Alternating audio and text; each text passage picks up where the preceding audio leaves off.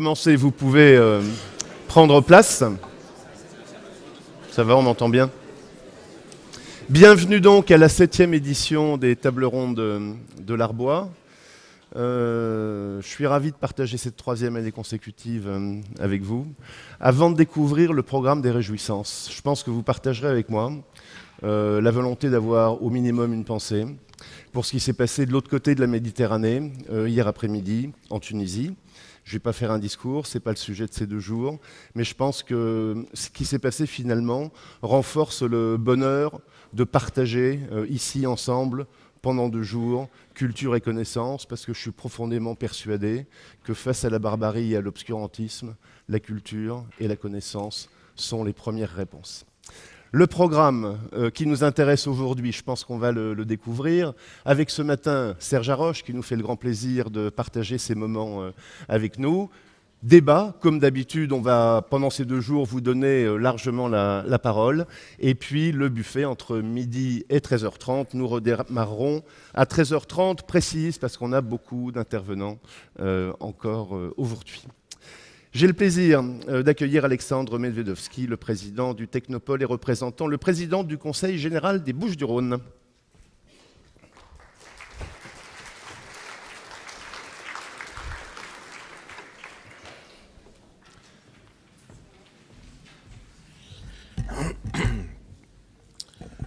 Bien, bonjour à tous. Merci de votre présence.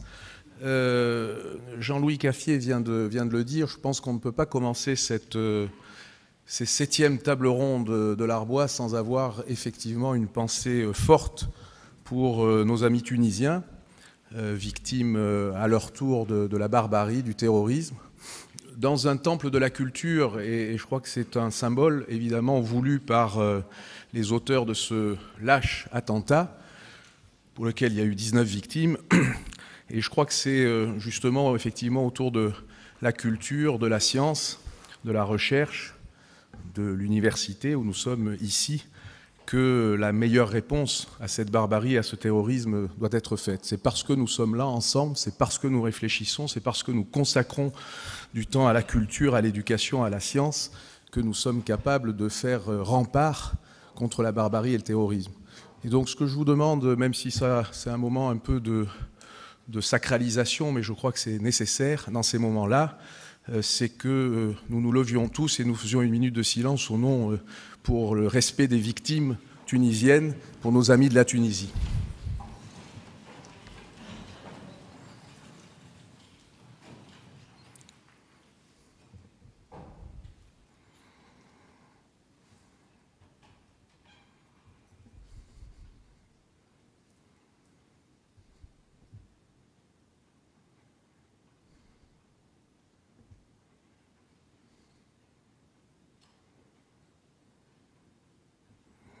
Je vous remercie.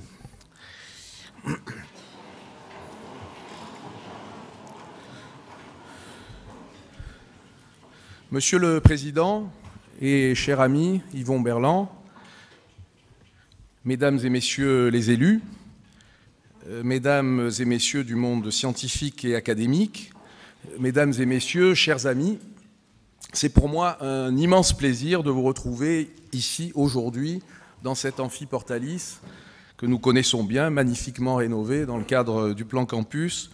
C'est un grand plaisir donc de vous retrouver pour cette 7e édition, et oui déjà, 7e édition des Tables Rondes de l'Arbois. Je tiens avant toute chose à remercier Aix-Marseille Université et son président, mon ami Yvon Berland, entouré de tous les membres de cette université, pour leur accueil et leur soutien afin d'organiser cette manifestation. Je ne veux pas non plus oublier de remercier l'ensemble des partenaires publics et privés qui ont soutenu cette manifestation et permettent son organisation.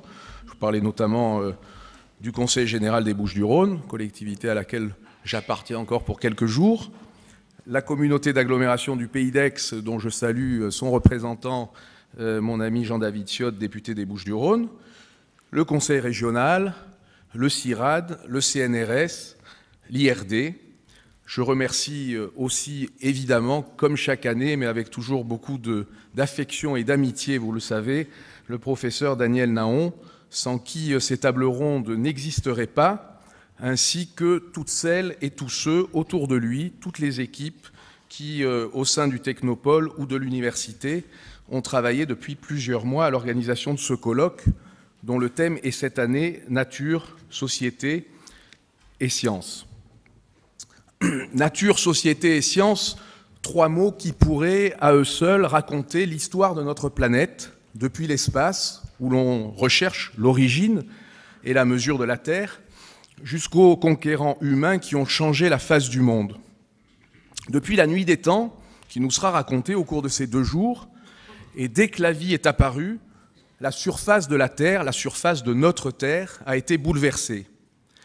Loin des croyances qui pensent que, mis à part celle de l'homme, aucune espèce animale ou aucun végétal n'ont pu avoir par leur activité le moindre effet sur notre planète, il faut écouter les scientifiques, beaucoup sont dans cette salle, qui nous expliquent au contraire leur grande influence sur la composition des roches, de l'air et de l'eau.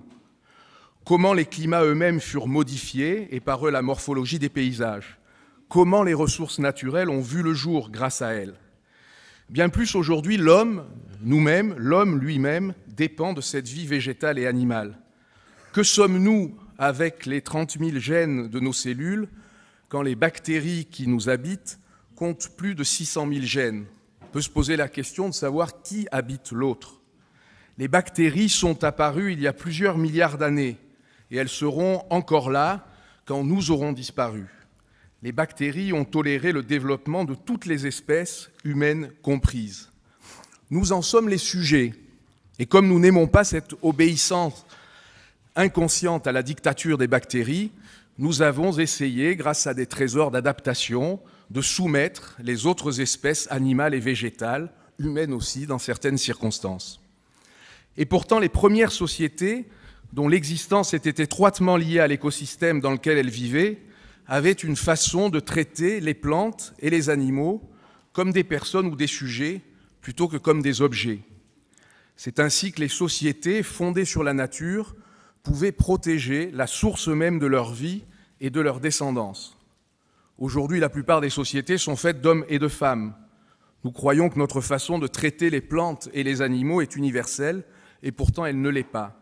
Ils demeurent, vous le savez peut-être, dans des forêts tropicales denses ou dans des montagnes reculées, des sociétés subsistant en îlots, sans contact régulier avec l'extérieur, dont les hommes et les femmes décident parfois de ce qu'ils vont faire de leur journée en fonction de ce à quoi ils ont rêvé, qui voient ou ressentent leurs ancêtres défunts sur leur costume végétal ou animal, pour qui la nature et la culture se drapent du même habit.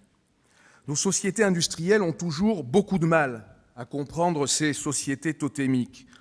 On les admet finalement comme des curiosités humaines locales à préserver, ce qui nous donne bonne conscience. Mais ni notre quotidien, ni notre histoire récente ne nous ont habitués à raisonner comme eux, en symbiose avec la nature. Nous les savons reclus dans des terres disparates, locuteurs de langues incompréhensibles, et à la rigueur, nous les considérons comme des reliques à étudier, mais jamais comme des modèles de respect de l'environnement naturel. Il y a trop longtemps finalement que nous nous sommes extraits du monde de la nature. Il y a trop longtemps que notre soif de conquête, que nos guerres et nos victoires sur l'étranger nous ont appris à dévorer le bien d'autrui. Nous entrions dans un monde d'enfermement technique et de progrès, engoncés dans le bien-être, dans la facilité technique, faisant de nous des citoyens sans plus trop de discernement, avec la tendance à absorber comme des éponges ce qu'on nous communique par le petit écran ou par la toile, faisant de nous des sociétés à opinion toute faite et commune à l'ère du temps. On se pense empreint par le triomphe de la raison et donc libre, et pourtant, maîtres et possesseurs de la nature, nous perdions doucement notre fondement réflectif. Et voilà que depuis quelques décennies, heureusement, j'allais dire, la science a pu diffuser notre société, encore insuffisamment, au-delà des limites d'un seul groupe d'initiés. Elle nous rend aujourd'hui beaucoup plus conscients et bien plus conscients des dommages causés à l'environnement, bien plus conscients de la diversité des mœurs et des cultures des populations du monde. La science qui aujourd'hui éclate au grand jour relève du fait rationnel, Elle est basée sur la reconnaissance de l'erreur et le doute. Elle n'est ni syncrétique, ni linéaire, ni cumulative, mais remplacive.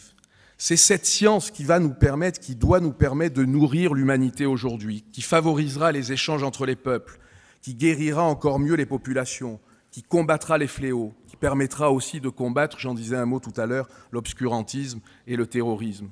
Mais c'est surtout cette science qui ne manquera pas, je l'espère, je le souhaite, de réconcilier l'homme et la nature, qui réduira notre fanatisme vis-à-vis de l'animal et du végétal, notre aveuglement destructeur de l'océan et de l'atmosphère, tout en donnant aux hommes plus de moyens pour se connaître et reconnaître les autres, sans les mutiler. La science donne à l'homme sa vraie dimension, celle d'un être conscient de ne plus connaître le monde que par partie comme un tout, comme un bien commun. Plusieurs savants et savantes, plusieurs scientifiques de très grande qualité, vous le savez, je les remercie chaleureusement en votre nom à tous et en mon nom personnel, ont accepté de participer à ces tables rondes. Je les remercie de bien avoir voulu quitter un instant leur paillasse et leurs expérimentations, leurs cours, leurs séances de travail, pour vous faire profiter, pour nous faire profiter de leur science, des dernières connaissances de leur discipline. Il a fallu évidemment, comme chaque année, et vous avez conscience de la difficulté d'organiser un événement comme celui-là, avec la qualité exceptionnelle qui est la sienne, il a fallu souvent réajuster le programme tel que nous l'avions conçu en fonction de leurs derniers engagements.